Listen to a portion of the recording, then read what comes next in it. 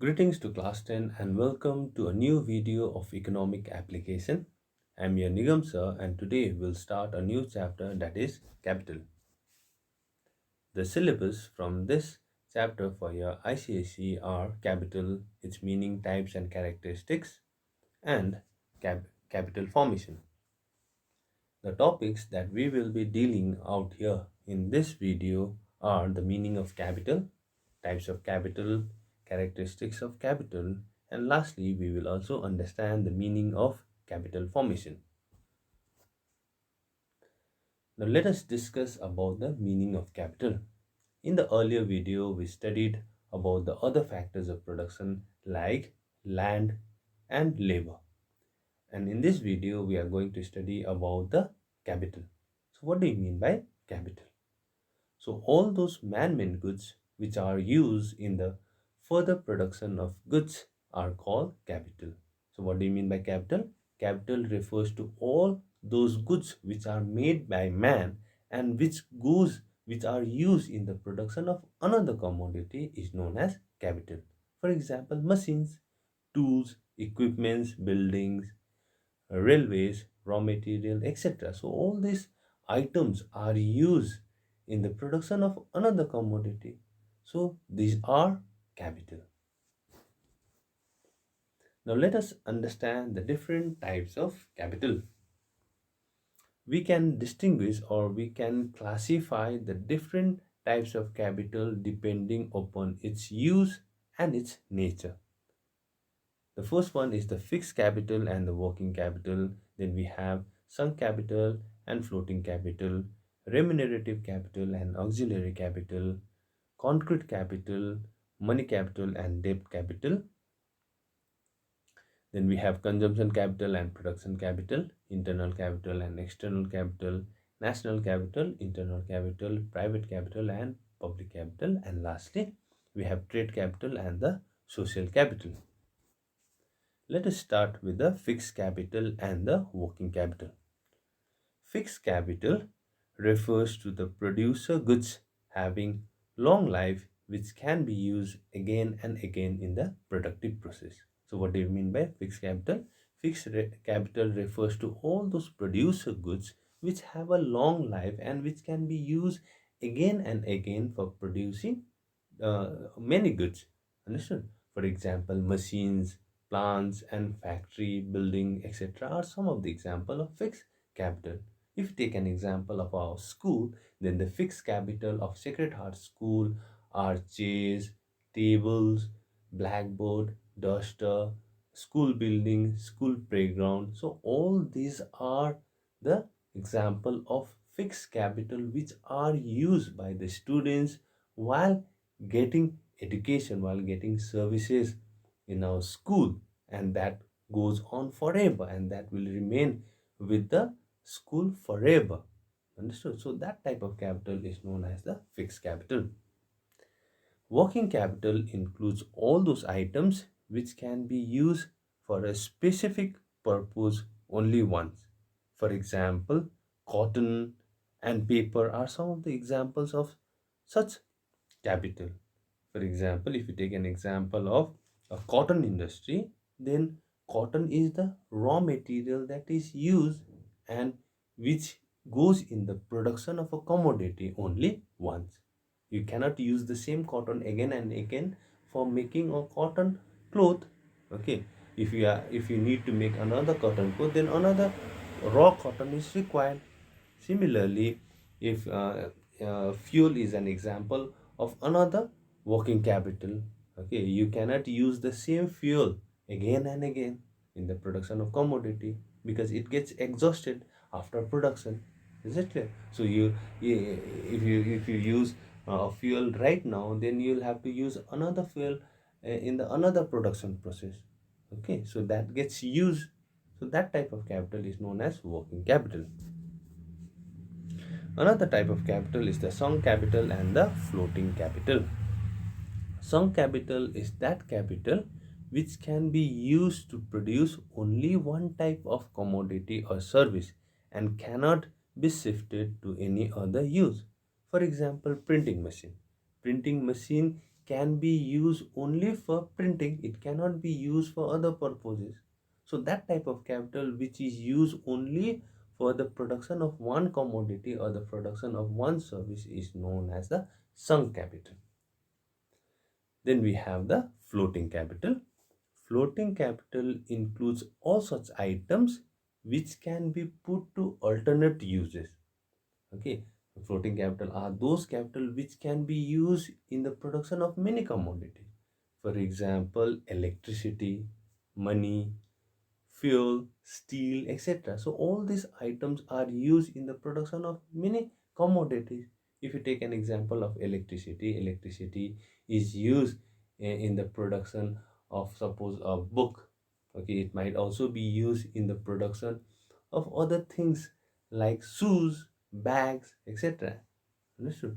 It can also be used in the production of other items like furnitures. Okay, in making furnitures. Understood? So all those items or all those capital which goes in the production, which are used in the production of many commodities, are known as floating capital. Next type of capital is the remunerative capital and the auxiliary capital. Remunerative capital are those capital which is given to the workers in the form of wages. So usually the workers are required in the production of goods. So whatever monetary payment that is made to them in the form of wages is known as remunerative capital. Then we have the auxiliary capital. Auxiliary capital are those capital which helps the laborer to produce another good.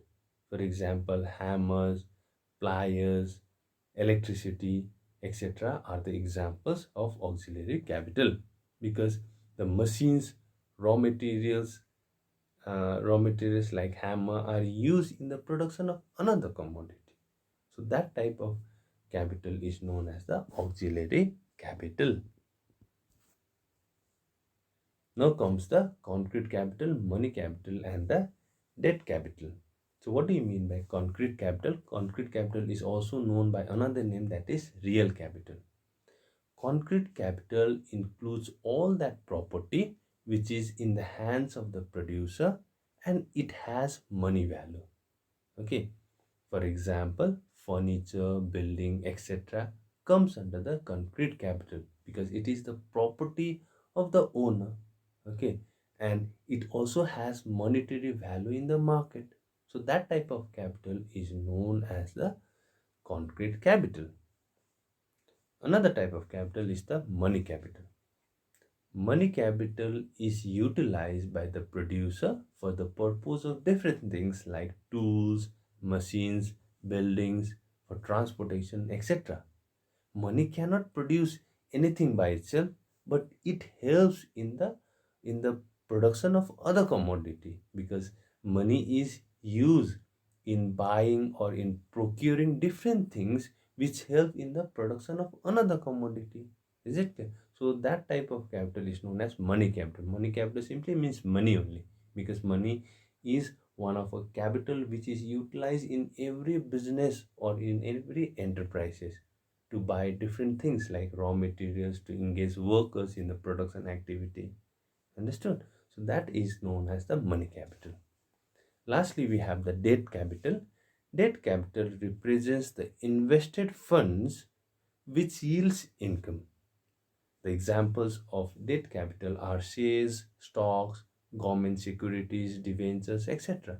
So all this capital are those capital which are in the form of investment. People usually invest in all of these instruments so that they can earn income on it. So that type of capital is known as debt capital. Now let us move to another slide. Now we have the consumption capital and the production capital. Let us first understand the consumption capital. Capital which is used for the direct satisfaction of human wants is known as consumption capital. For example, capital that are spent on food, clothing, health, education, etc. are known as consumption capital, because all those money that are spent on food, on the on all those money which are spent on clothing, health, education. We are investing, we are spending the money on all these items so that it satisfies our human wants directly. So that type of capital is known as consumption capital, which satisfies the human wants. So that type of capital is known as the consumption capital. Now we have the production capital. Capital which directly helps in the production of goods. Example, machines, tools, factories, etc. are known as production capital. By the term itself, it is a production, it is helping in the production of another good. So that type of capital is known as the production capital. Now we have the internal capital and the external capital. Now let us first understand the internal capital. When the capital of a country is used within its domestic territory of a country, it is called the internal capital. For example, if you take an example of our school Sacred Heart is also a business firm. Understood? So the chairs, the benches, the duster, blackboard, all these items are the capital of our school. Okay, so all this capital are produced in our country only. Understood? So all those capital which are produced in our country, and if a firm uses that capital is known as internal capital. Is it clear? Because that is used within our, that is produced in the country, and that is also used within the country only. So that type of capital is known as the internal capital. Now, another type of capital is the external capital or the foreign capital. So, when the capital is obtained from the foreign country and used in our country, it is called the external or foreign capital. If you take an example of our school again, then suppose our what do you call, our director sir buys a projector from another country, suppose from US, and if he buys from US and if he brings in our school and if we start using that, then that becomes the external capital, because that capital has been obtained from the foreign country and it is used in our country. So that type of capital is known as the foreign capital. Another type of capital is the national capital and the international capital. National capital includes all the private and the public capital in a country. So all those capital which belongs to the country is known as the national capital. Okay, there are different capital that we have in our country in the form of factories, machineries, which might be private or which might be public. Is it clear? So that are the examples of national capital. Another type of capital is the internal capital. Sorry, not internal capital, international capital. International capital is owned by two or more than two countries. For example, Kosi project is a joint project of India and Nepal. Okay, Kosi, there is a project that is made on the river Kosi. Okay, where the capital of both India and Nepal has been used. So that is why it is known as the international capital, because it is owned by both India as well as Nepal. Because that Kosi project, the facility or the service provided by the Kosi project is for both India as well as Nepal. So it is owned by two countries. So that type of capital is known as international capital. Now comes the private capital and the public capital. This is easy. Capital which is invested in a private sector or private people is known as the private capital. For example, Tata, Birlas, Reliance India. So all those capital that are invested in these private companies are known as the private capital. On the other hand, capital which is invested by the government in public sector is known as the public capital. For example, all those machineries, tools, equipments, factories that are used in Vilai steel plant, in Durgapur steel plant are the examples of public capital, because it has been invested by the government and it has not been invested by the private people. So that is why it is called the public capital. Lastly, we have the trade capital and the social capital. What do you mean by trade capital? Trade capital includes all such items which an individual uses for his trade or occupation. For example, tools, raw materials, plow, etc. So all these items, that is tools, that is machines, raw materials, are usually used for the production of commodity. Understood? So all those items or all those things that an individual or that a person uses for a trade or for occupation is known as the trade capital. For example, a carpenter uses a hammer, a carpenter uses a saw. So all that item for him is a trade capital. On the other hand, we have social capital. Social capital includes all those kinds of items which yield commodities and service as a whole. For example, government hospitals, schools, power plants, dams, mines, etc. So all these are owned by the community, by the society. They are there because it helps the whole society. It does not help only one people. So that uh, item or that capital which is there for the society or which is there for a community at large is known as the social capital. So these were the different types of capital. Now let us know something about the characteristics of capital. The first characteristics of capital is that capital is the result of past labor. Why it is called the result of past labor is that because the human efforts are combined with the natural resources in order to produce a different goods like tools, machinery, etc. That is why the it is called that capital is the result of past labor, because human efforts have been used out here with the help of different other natural resources in order to produce the goods, in order to produce different producer goods like machinery, tools, etc. So that is why it is called the result of past labor. Second, capital is the result of saving. Capital is called a result of saving because it has been made out of the saving that has been done by man. Okay, whatever capital like machines, tools, raw material, etc., have been there, have been produced because of the saving that is done by the man. It is not the free gift of nature. Understood? It has been produced by the man because man has done the saving in order to produce that commodity. Okay, its supply might increase or decrease by the efforts of man.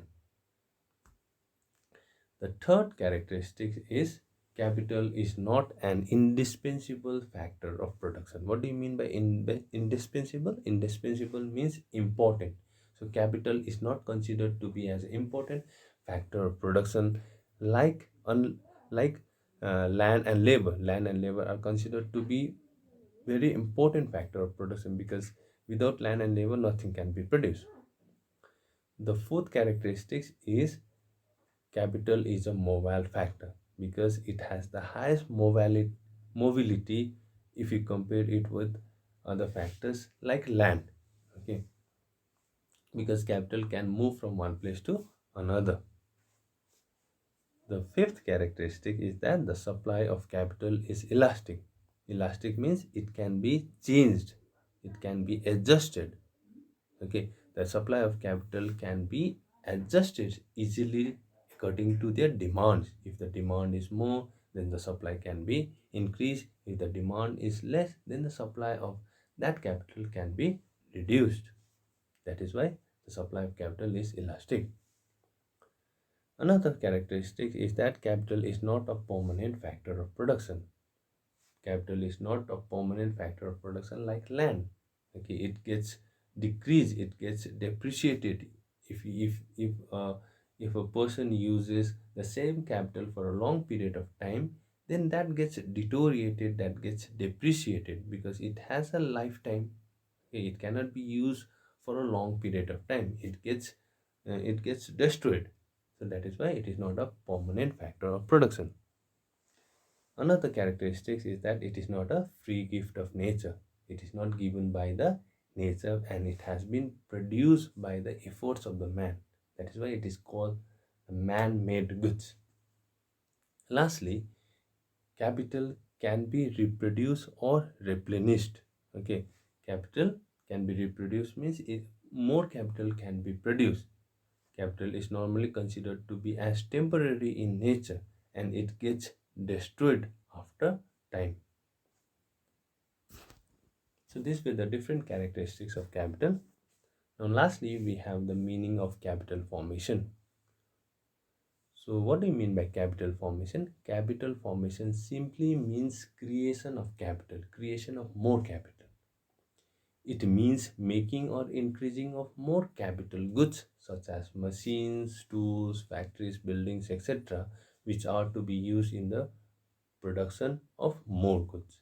So capital formation simply means creation of more capital goods like machines, tools, factories, buildings. And why they are created more? So that more commodity can be produced. So that is what is known as capital formation. There are three stages of capital formation. They are creation of saving, mobilization of saving, and investment of saving. So we have come to the end of this video. I hope you understood. If you have any confusion, then we will be dealing that in our Zoom class.